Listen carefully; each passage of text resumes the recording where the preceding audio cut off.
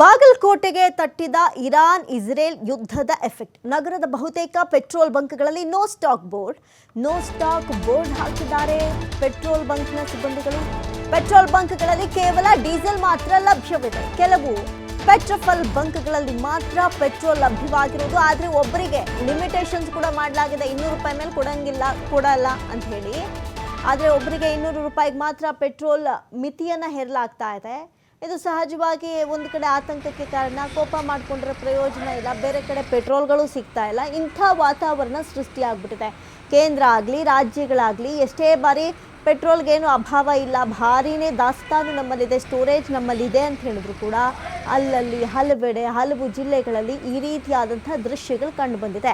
Diesel ವಾಹನಗಳಿಗೆ 1000 ರೂಪಾಯಿಗೆ ಮಿತಿ ಮಾಡಲಾಗಿದೆ. ಆದರೆ ಪೆಟ್ರೋಲ್ಗೆ ಕೇವಲ 200 ರೂಪಾಯಿಗೆ ಲಿಮಿಟೇಷನ್ ಮಾಡಿಬಿಟ್ಟಿದ್ದಾರೆ. ಬಂದರೂ ಕೂಡ 200 ರುಪೀಸ್ ಮೇಲೆ ಪೆಟ್ರೋಲ್ ಹಾಕಲ್ಲ. ಅಷ್ಟರ ಮಟ್ಟಿಗೆ ಅಭಾವ ಸೃಷ್ಟಿಯಾಗ್ಬಿಟ್ಟಿರೋದು. ನೀವು ನೋಡ್ತಾ ಇರೋದು ಬಾಗಲಕೋಟೆಯ ದೃಶ್ಯವನ್ನು. ಬಾಗಲಕೋಟೆಗೂ ಕೂಡ ಇರಾನ್ ಇಸ್ರೇಲ್ನ ಯುದ್ಧದ ಎಫೆಕ್ಟ್ ತಟ್ಟಿದೆ.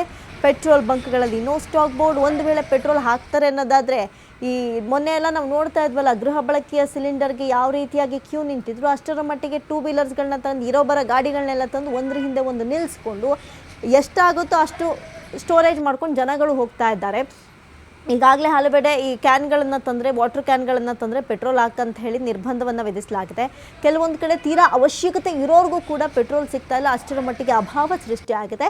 ಇದೀಗ ಬಾಗಲಕೋಟೆ ನಗರದ ಬಹುತೇಕ ಪೆಟ್ರೋಲ್ ಬಂಕ್ಗಳಲ್ಲಿ ಈ ರೀತಿಯಾಗಿ ನಾಮಫಲಕವನ್ನು ಹಾಕಲಾಗಿದೆ. ನೀವು ನೋಡ್ತಾ ಇದ್ದೀರಾ, ನೋ ಸ್ಟಾಕ್ ಬೋರ್ಡನ್ನು ಇಡಲಾಗಿದೆ. ಅದರಲ್ಲೂ ಕೂಡ ಲಿಮಿಟೇಷನ್ಸ್, ಏನಾದರೂ ಈಗ ಎಮರ್ಜೆನ್ಸಿ ಅಂತ ಬಂದರೂ ಕೂಡ ಈ 2 ವೀಲರ್ಸ್ಗಳಿಗೆ ಅಥವಾ ಪೆಟ್ರೋಲ್ ಗಾಡಿಗಳಿಗೆ 200 ರೂಪಾಯಿಗೆ ಮಾತ್ರ, ಡೀಸೆಲ್ ವಾಹನಗಳಿಗೆ 1000 ರೂಪಾಯಿಗೆ ಮಾತ್ರ ಮಿತಿಯನ್ನು ಕೂಡ ಪೆಟ್ರೋಲ್ ಬಂಕ್ಗಳಲ್ಲಿ ಹೇರಲಾಗಿದೆ.